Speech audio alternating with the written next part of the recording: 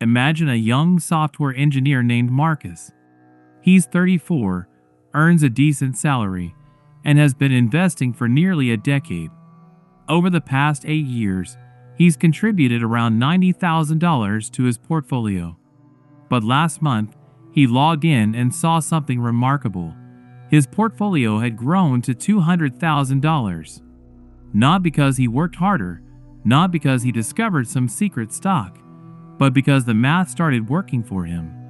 Now imagine someone else, Denise. Same age, same salary, same starting point. But back in March 2020, she panicked when her portfolio dropped 30% in just 3 weeks. She cashed out, promising herself she'd get back in when things stabilized. Today, her portfolio sits at roughly $67,000. The difference between Marcus and Denise isn't intelligence, luck, or income. It's understanding how wealth actually grows, and more importantly, how to ride the curve instead of fighting it.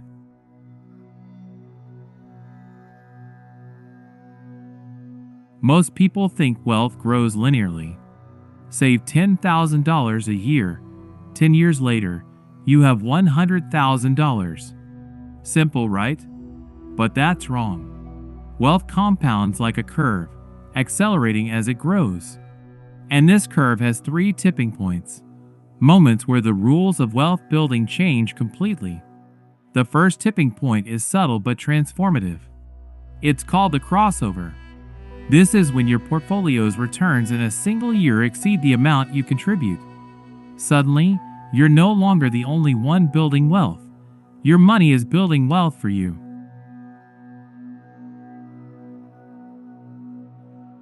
Let's break this down with real numbers. Say you save $10,000 a year and invest in a broad market index fund returning roughly 10% annually. Your first $100,000 is critical. At 10% returns, $100,000 generates $10,000 in growth, matching your yearly contributions. That's tipping point 1. Charlie Munger, Warren Buffett's longtime partner, once said, "The first $100,000 is the hardest." Not poetic, mathematical. From 0 to $100,000 takes roughly 7 to 8 years, assuming consistent contributions. During that time, progress feels glacial. 20,000, 35,000, 62,000, each step seems small. And the market isn't smooth, rough years happen. Maybe a 20 to 30% drop in 1 year. Most people quit during those dips. Marcus didn't. He stayed the course. Once you cross $100,000, the curve starts to accelerate. $100,000 to $200,000 takes about 5 years. $200,000 to $400,000 about 4.5 years. $400,000 to $800,000 roughly 3.5 years. The acceleration happens without increasing your contributions, purely because the portfolio itself is compounding. Here's the trap most people don't see. Between $100,000 and $300,000 is what I call the dangerous zone. Why dangerous? Because your losses feel enormous, but your portfolio isn't large enough to feel untouchable. A 30% drop at $100,000 wipes out $30,000. 3 years of contributions gone in weeks. Emotional reactions are natural. Panic selling, freezing, or obsessively checking prices. The people who survive this zone don't get lucky. They understand volatility is not risk, it's the price of returns. They automate contributions, rebalance, and step away. The market chaos doesn't control them. They control their actions.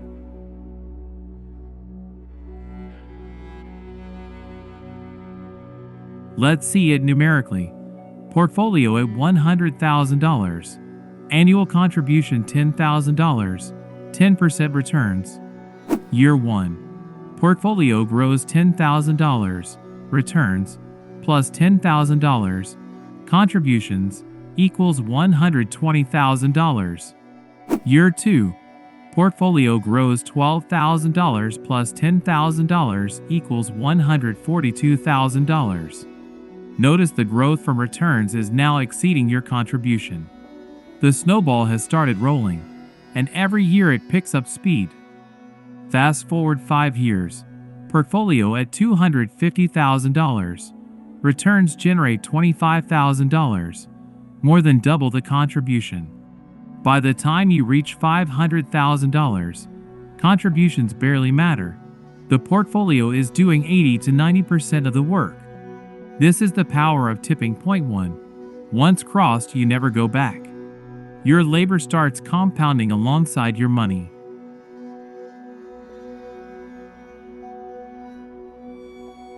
Tipping point 2 is where things get psychologically wild.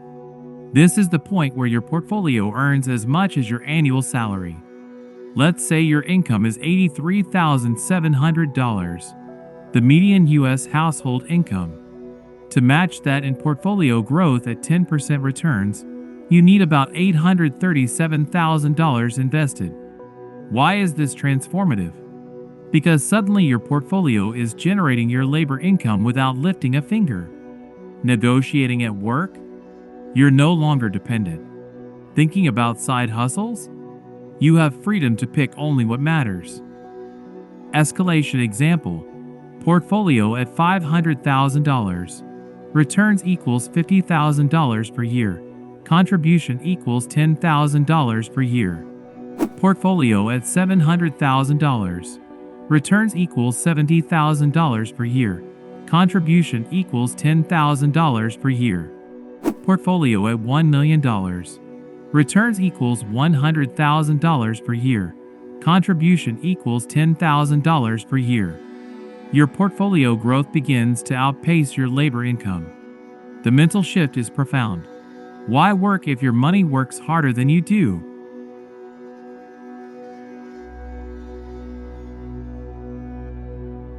This is the stage where the addiction of growth kicks in. The portfolio is no longer just a savings account. It's a financial engine that compounds and multiplies independently. Some people feel guilt. They're not earning their wealth through work anymore. Others feel anxiety. How long can this last? None of these reactions matter to the math. The portfolio doesn't care. It grows regardless of emotion.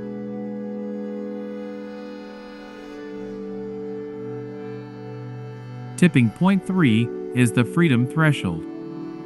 It's when your portfolio can theoretically sustain your lifestyle indefinitely, based on safe withdrawal rates. Commonly, the 4% rule. Annual expenses of $60,000 require roughly $1.5 million invested to reach financial independence. If your annual expenses are $80,000, the number rises to about $2 million. And if you spend $100,000 per year, you would need roughly $2.5 million invested.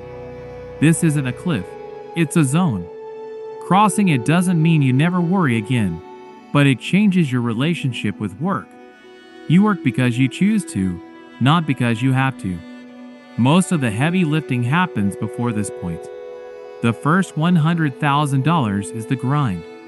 The middle $300,000 is acceleration. After that, the portfolio runs on its own momentum.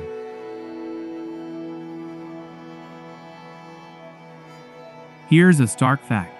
Median net worth for Americans aged 55 to 64 is about $364,500. Average net worth is around $1.5 million. Why the gap?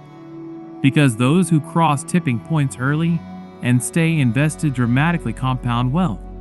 Those who panic, quit, or start late lag behind. The difference isn't luck, it's behavior. Calculate your position on the curve. Divide current portfolio by annual contribution. Less than 10 is the grind phase. From 10 to 25 is the acceleration phase. Above 25, the portfolio is doing heavy lifting. Identify your personal tipping point. Multiply annual income by 10. That's roughly where returns match your salary. Keep it in mind, it's a milestone that changes how you think about work. Calculate your financial independence number. Multiply annual expenses by 25. That's your theoretical number to sustain life without income. Knowing these numbers gives clarity. Data beats guessing. The truth about wealth building is simple, boring, and powerful. Consistency matters more than timing. Patience matters more than luck. Automation matters more than emotion. You don't need to pick winners or chase hype. You need to stay on the curve, let mathematics do the work, and survive the psychological traps along the way. The first tipping point is the hardest, but once you cross it, everything changes. From grinding to accelerating, from dependency to freedom, from working for money to having your money work for you. And if you stick with it long enough, tipping points 2 and 3 turn what once seemed impossible into an inevitable outcome. Wealth isn't a race. It's a curve. Position yourself on it, ride it, and let the math do the heavy lifting. Your future self will thank you. If this video helped you see money differently, subscribe to Capital Explained. This channel is about understanding how wealth actually works beneath the surface. Thanks for watching.